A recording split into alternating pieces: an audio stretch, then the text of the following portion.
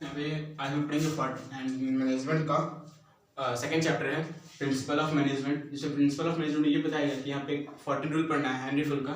उसमें ये लिखा गया है कि 14 रूल क्या क्या है हेनरी फुल का, ठीक ना। तो बता हेनरी फुल है क्या, हेनरी फुल है कौन, इनके बारे में समझ लेते हैं, ठीक ना। हेनरी फुल एक माइनिंग इंजीनियर थे जिनका जन्म 19 जुलाई 1841 में हुआ था। 19 जुलाई 1841 में इनका जन्म हुआ था। ये मरे थे 19 नवंबर 1925 में इनका ये मतलब देहांत हो गया था, ये मर गए थे। ये इन्होंने 14 रूल्स बनाया है प्रिंसिपल ऑफ मैनेजमेंट, जो 14 रूल्स है, ठीक। ये रहने वाले फ्रांस के हैं और ये क्या थे, एक माइनिंग इंजीनियर थे। नॉर्मल सा बात है, फिर से देख लेते हैं। 19 जुलाई में जन्मे थे, सॉरी 29 जुलाई 1841 में जन्म लिए थे। 19 नवंबर 1925 में इनका मौत हो गया था, डेथ हो गया था। 14 नियम बनाए थे, फ्रांस के रहने वाले थे और माइनिंग इंजीनियर थे, ठीक ना। बट ये 40 रूल बनाए कब, ठीक ना, कंपनी था जब एक वहां पे एक कंपनी था, स्टील कंपनी था, ठीक ना, कोई स्टील कंपनी था जो डिसॉल्वेंट मतलब दिवालिया होने के कगार पे था। उस समय वो हेनरी फुल को एक चैलेंज मिलता कि आप इसको फॉलो, इस कंपनी को, डूबते हुए कंपनी को आगे ले जाइए और मेरे बिजनेस को डेवलप कर दीजिए। उस समय हेनरी फुल क्या करते हैं, ये 14 रूल्स लगाते हैं जिसके कारण से उनका बिजनेस डेवलप होना स्टार्ट हो जाता है और जो उनका बिजनेस है वो आगे चल जाता है, जो किसका, जो वो डूबता हुआ बिजनेस था, ठीक है। वो क्या क्या 14 रूल्स लगाए उसको लोग पढ़ेंगे और ये 100% ट्रुथ है कि इस प्रिंसिपल को यूज करने के बाद बड़ा से बड़ा डूबता हुआ कंपनी भी आज आगे जा रहा है। और मतलब फॉलो करने पे कोई भी कंपनी जो स्टार्टिंग कंपनी ये रूल को फॉलो करता है, ये रूल उसका बिजनेस 100% डेवलप करता ही करता है, ठीक ना। तो पॉइंट्स क्या क्या हैं पढ़ते हम लोग यहाँ से। बोलता है principle of division of work. सबसे पहले बोलते हैं काम का बंटवारा कर दो। Principle of division of work बोलते हैं काम का बंटवारा कर दो, ठीक। किसी काम को करना है तो क्या कर दो, काम का बंटवारा कर दो। मान लो कि अगर मेरी कंपनी में 2-3 लोग हैं तो सबसे पहले काम का बंटवारा कर दो। हर लोग क्या काम करेंगे, ये जिसको काम को बांटो तो काम अच्छे ढंग से होता है।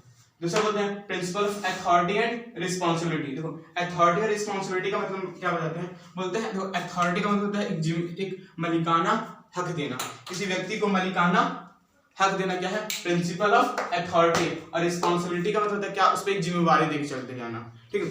तो हेनरी फुल बोलते हैं कि किसी व्यक्ति को अगर प्रिंसिपल ऑफ अथॉरिटी दो, प्रिंसिपल ऑफ अथॉरिटी देना क्यों जरूरी है। मान लो कि हम कोई व्यक्ति किसी बिजनेस में काम करता है, ठीक ना, आप उसको नॉर्मली एज अ वर्कर रखोगे तो कभी काम को सही ढंग से नहीं करेगा। बट कभी उसको आप बोलो भाई आप ही वो जो सो मतलब एक मोटिवेट कर दो, उसको थोड़ा उत्साह दे दो, भाई आपसे ही तो मेरा बिजनेस चल रहा है, तो वो काम को अच्छे ढंग से करना स्टार्ट कर देता है। इसलिए किसी व्यक्ति को अथॉरिटी दिया जाता है। या फिर मान लो कोई भी बिजनेसमैन कभी अपने बिजनेस को छोड़ के कहीं जाना चाहता है, कुछ दिनों के लिए जाना चाहता है, तो वहां पे क्या कर देता है, उसको अथॉरिटी दी जाता है, ठीक। बट हेनरी फुल बोलते हैं भाई अथॉरिटी दो, साथ साथ क्या दो, उसको रिस्पॉन्सिबिलिटी दो। अगर अथॉरिटी देने से क्या होता है ना, वो अपना काम को सही ढंग से नहीं करेगा, एक जिम्मेवार नागरिक के नाते वो नहीं करता, मतलब जैसा मैं तैसे करना स्टार्ट करता है। बट यहाँ पे एक रिस्पॉन्सिबिलिटी देने से क्या हो जाता है ना कि उसको डर लगता है, भाई नहीं काम को सही ढंग से नहीं करेंगे तो मेरा दिक्कत होने वाला है। मान लो कि इस एग्जाम्पल को हम हमेशा इस एग्जाम्पल से समझाते हैं, इस पॉइंट को हमेशा आपको समझाते हैं। मान लो कि मिश्रा सर 10 दिन के लिए कहीं बाहर चल जाते हैं, ठीक। मिश्रा सर 10 दिन के लिए कहीं बाहर चल जाते हैं और बोलते हैं भाई कोचिंग का पूरा जिम्मेवारी तुम्हारे नाम है, मोहित कोचिंग तुम चलाएगा पूरा 10 दिन के लिए, ठीक। उस कोचिंग को 10 दिन का चलाना मतलब जो भी एडमिशन होगा, जो बच्चा बाहर जाएगा, जो बच्चा छुट्टी लेगा, तुमसे लेकर जाएगा। मीन्स ये बोले तो क्या कोचिंग कितने बजे खोलना है, क्या खोलना है, ये क्या हुआ, प्रिंसिपल ऑफ अथॉरिटी हो जाता है। अब भाई मान लो कि प्रिंसिपल ऑफ अथॉरिटी हमको मिलता है, कोचिंग का पूरा मालिकाना हक मेरे पास है, हम काम को सही ढंग से नहीं करेंगे कंफर्म है, क्योंकि हम बोलते भाई हम तो यहाँ के मालिक हैं, एज अ वर्कर नहीं, हम यहाँ के मालिक हैं, ठीक।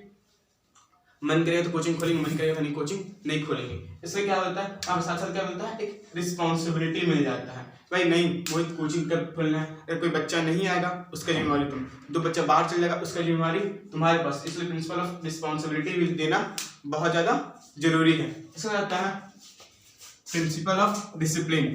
प्रिंसिपल ऑफ डिसिप्लिन का मतलब क्या होता है ना कि जब भी आप किसी ऑर्गेनाइजेशन में काम करते हो प्रिंसिपल ऑफ डिसिप्लिन मिलना बहुत ज़्यादा जरूरी है। अगर कोई बंदा के पास डिसिप्लिन होगा तभी वो काम को करेगा, अगर बिना डिसिप्लिन के कोई भी काम को नहीं हो जाता भाई, क्योंकि स्टार्टिंग से पढ़ते हैं अनुशासन ही जीवन का रीढ़ की हड्डी ऐसा सा कुछ, तो प्रिंसिपल ऑफ डिसिप्लिन बहुत ज़्यादा जरूरी है, नॉर्मल सा है, ठीक है ना।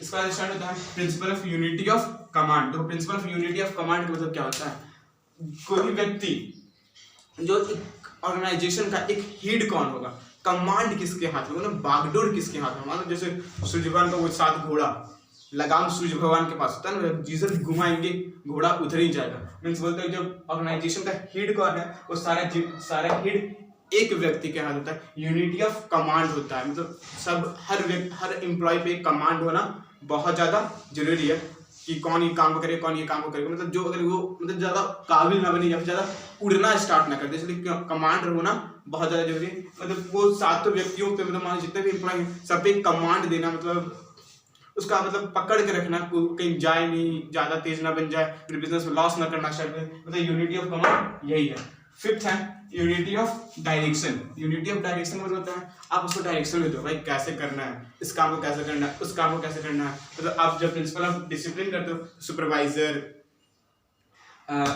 सुपरविजन, कम्युनिकेशन, मोटिवेशन करने के लिए आपको बहुत सारे व्यक्ति को लाना पड़ेगा। जब सुपरवाइजर रखो, उसको सुपरवाइजर आपको डायरेक्शन देगा कौन काम को कैसे करना है, किस तरह करोगे तो कैसे आपका बेनिफिट होगा बिजनेस में। यूनिटी ऑफ डायरेक्शन तो एक जगह बताता है, एक रास्ता दिखाता है इस ऑर्गेनाइजेशन को कैसे आगे चला अपने किसको एम्प्लॉय लोग, ठीक। यूनिटी ऑफ डायरेक्शन यही था, यहाँ तक क्लियर होगा।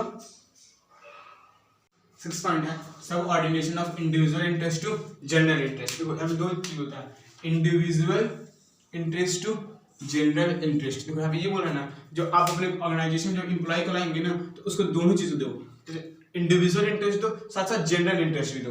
मतलब बोलता है जब आप ऑर्गेनाइजेशन किसी व्यक्ति को लाते तो उसका मतलब उसको एक बोलो भाई, मतलब ऐसा बोलो, मतलब भाई सर आप ये पेन को अगर आप बेचते हो, ठीक ना, इस पेन को आप बेचते हो तो आपको हम 10 रुपए देंगे, ठीक।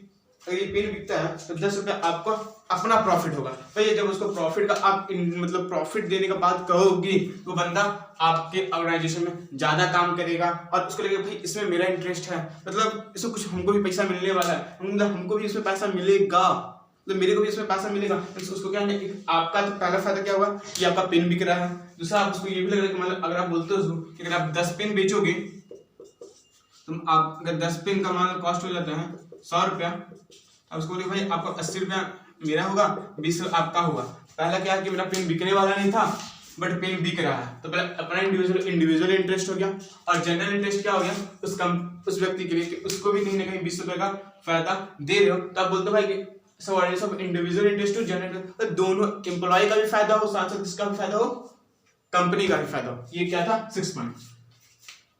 7 पॉइंट बोल रहा है रिकमेंडेशन।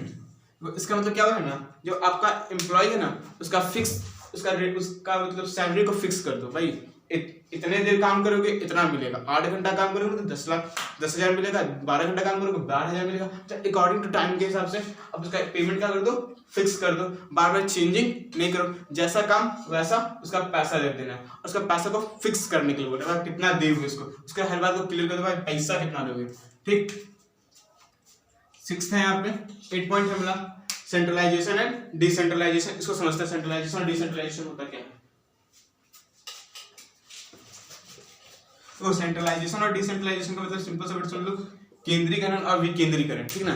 केंद्रीकरण और विकेंद्रीकरण। तो सेंट्रलाइजेशन मतलब होता क्या है कि आपका जो पावर होगा एक व्यक्ति के हाथ में होगा, टॉप लेवल, मिडिल लेवल और होता है लो लेवल। ये लेवल ऑफ मैनेजमेंट पढ़ाया गया था, top level, middle level and low level. देखो टॉप का जो होता है ना, जो भी सेंट्रलाइजेशन का सारा पावर टॉप के हाथ होता है, ठीक।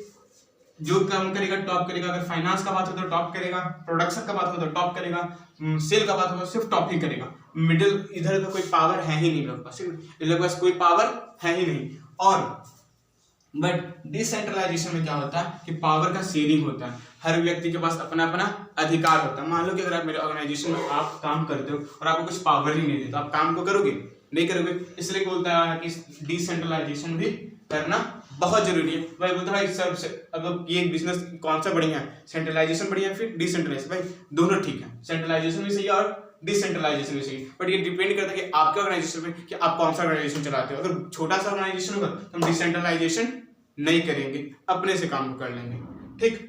बट मेरा कंपनी बड़ा है तो सेंट्रलाइजेशन डिसेंट्रलाइजेशन दोनों का यूज करेंगे। सेंट्रलाइजेशन का यूज, डिसेंट्रलाइजेशन का यूज वो होता है जब छोटा सा कोई नियम कानून बनाना है, भाई डिसेंट्रलाइजेशन कर दो या सबको पावर दो। जो जब मान लो प्रोडक्शन में बोले सर मेरा प्रोडक्शन 100 रुपये का काम है, तो आप सेंटर से जाकर बात करोगे कि आप कितना पैसा चाहिए। मान लो एग्जाम्पल देते हैं, आपके स्कूल में आपके जो प्रिंसिपल है, टीचर है और स्टूडेंट है और क्लास का मॉनिटर है। स्टूडेंट तो मान लो वर्कर हो गया, ठीक। अगर स्टूडेंट को कहीं बाहर जाना है, छुट्टी चाहिए, मतलब पानी वानी पीने का, तो किसी प्रिंसिपल से जाकर पूछेगा कि सर हमको छुट्टी देंगे पानी पीने। भाई जब बाहर निकलेगा तो फिर क्या छुट्टी, ठीक है ना। इसलिए क्या किया गया, क्लास में मॉनिटर रखा गया in the absence of teacher. अगर टीचर है तो भाई टीचर से पूछेंगे, अगर प्रिंसिपल है तो भाई सबसे पहले प्रिंसिपल से पूछेंगे। ये बोलता है सेंट्रलाइजेशन और डिसेंट्रलाइजेशन, मतलब बोलता है काम का बंटवारा कर दो, काम को हर किसी व्यक्ति को काम थोड़ा थोड़ा सा दे दो उसको काम करने के लिए। ये क्या था, सेंट्रलाइजेशन एंड डिसेंट्रलाइजेशन, केंद्रीकरण और विकेंद्रीकरण। सेंट्रलाइजेशन में एक व्यक्ति के हाथ में पावर होता है और डिसेंट्रलाइजेशन पावर का शेयरिंग होता है, ठीक है।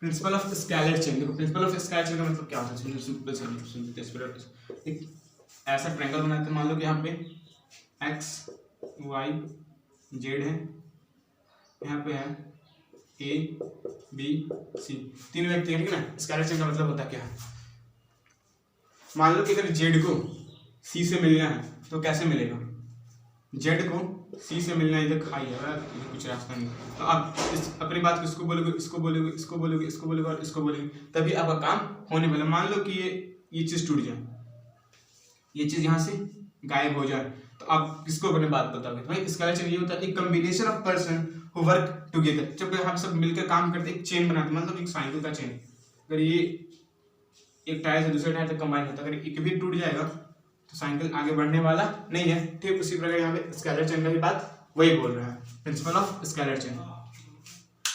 10th पॉइंट है principle of equality. Principle of equality का मतलब होता है हर व्यक्ति आपके ऑर्गेनाइजेशन में इक्वल है, चाहे वो आपके पापा क्यों नहीं एज ए अकाउंटेंट काम करते, भाई आपके पापा भी आपके नजर में अकाउंटेंट है, आप उनसे इक्वली रखोगे जो बगल वाला व्यक्ति काम करता है। मान लो कि मेरी बहन ने ऑर्गेनाइजेशन में अकाउंटेंट का काम करती है और मेरा एक एम्प्लॉय आता है वो भी अकाउंटेंट का काम करता है। जैसे मेरी बहन है उसको दारा है, उसको 10,000 देंगे तो वो कुछ नहीं है मेरी, तो उसको भाई 5,000 देंगे, ऐसा करना नहीं है। बोलते हैं इक्वलिटी एक ऑर्डर में लेके चलना, ठीक है ना। आता है यहाँ पे प्रिंसिपल ऑफ ऑर्डर, मतलब जो बोलेंगे करना पड़ेगा, सिंपल है। प्रिंसिपल ऑफ ऑर्डर क्लियर जाते हैं, इक्वलिटी और ऑर्डर बड़ा इजी था, मतलब और भाई खड़ा हो जाओ, खड़ा होना, बैठ जाओ तो बैठ जाओ, प्रिंसिपल ऑफ ऑर्डर खत्म हो गया। प्रिंसिपल ऑफ टेन्योर पढ़ते हैं, प्रिंसिपल ऑफ टेन्योर बोलता है principle of stability, stability of tenure. तो principle of stability of tenure का मतलब क्या होता है ना, जब आप किसी व्यक्ति को अपने ऑर्गेनाइजेशन में लाए हो, ठीक ना, तो उसको रखो, बार बार उसमें चेंजिंग नहीं कर दो, भाई ये काम नहीं कर पा रहा है, वो काम नहीं कर पा रहा है, इसको हटा दो, मतलब ये सब कुछ नहीं। Principal of equality of tenure का मतलब होता है जब किसी व्यक्ति को आप अपने ऑर्गेनाइजेशन में लाए हो तो उससे काम करो, अगर वो छोटा सा गलती करता है उसको भगा देना, तो उसको मतलब तुमसे काम नहीं पाएगा, तुम जाओ यार कोई और आएगा, भाई कोई और आ जाएगा, मान लेते हैं कि आप उसको हटा देते हो, वो आपका ऑर्गेनाइजेशन में मान लो कि 8 साल से काम कर रहा है, 8 साल से काम कर रहा है अकाउंटेंट के पोस्ट पे, वो थोड़ा सा गलत कर दिया, आप उसको हटा दिए, ठीक, आप उसको हटा दिए, भाई वो तो बेरोजगार हो गया, ठीक, मानते वो बेरोजगार हो गया, बट आपका भी ऑर्गेनाइजेशन में प्रॉब्लम ये हो गया कि आप काम को सही ढंग से नहीं कर पाए। अब कोई नया बंदा आएगा, वो आपके पूरा मतलब क्या बोलते हैं हिस्ट्री को पढ़ेगा, पीछे से क्या था आपका, कैसा ऑर्गेनाइजेशन था, कितने पे कॉस्ट पे चल रहा था, मतलब ऑडिटर कैसा था आपका, अकाउंटेंट कैसा था, कितना मतलब आपका ट्रांजैक्शन होता था हर ईयर का, मतलब बड़ा लंबा प्रोसेस होता है। इसलिए होता है कि इसमें दोनों को लॉस है, पहला तो वो व्यक्ति बेरोजगार हो जाता है, दूसरा आपको भी लॉस है कि आप बार बार चेंजिंग करोगे, किसी व्यक्ति को थोड़ा सा गलती पे हटा देते हो तो वो आपके ऑर्गेनाइजेशन में छोड़ने के बाद अब जो नया व्यक्ति आएगा उसको आपके ऑर्गेनाइजेशन को समझने में काफी टाइम लग जाएगा और आपका ऑर्गेनाइजेशन सही ढंग से डेवलप नहीं करता है, ठीक। प्रिंसिपल ऑफ इंटेंटिव का मतलब समझते हैं क्या होता है।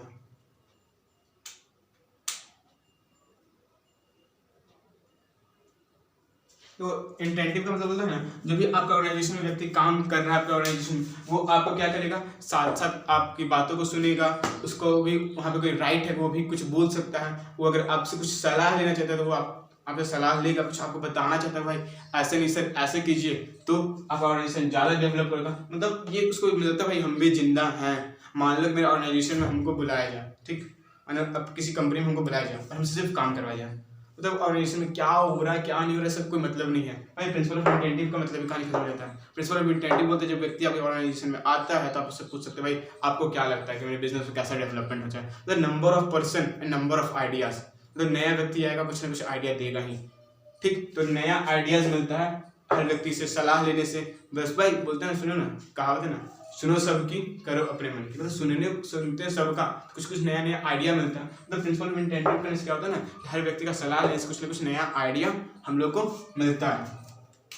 लास्ट है principle of E split D crop. Principle of split D crop का मतलब होता है ग्रुप ऑफ वर्क। मैनेजमेंट का मतलब ही होता है ग्रुप ऑफ वर्क, जहाँ पे ग्रुप ऑफ वर्क होगा वहाँ पे मैनेजमेंट हो सकता है। मतलब बोलते ये सारे काम को किससे करना है, as a group of work करना है। यहाँ तक प्रिंसिपल ऑफ मैनेजमेंट आपका खत्म होता है। पूरा 40 मिनट क्लियर है।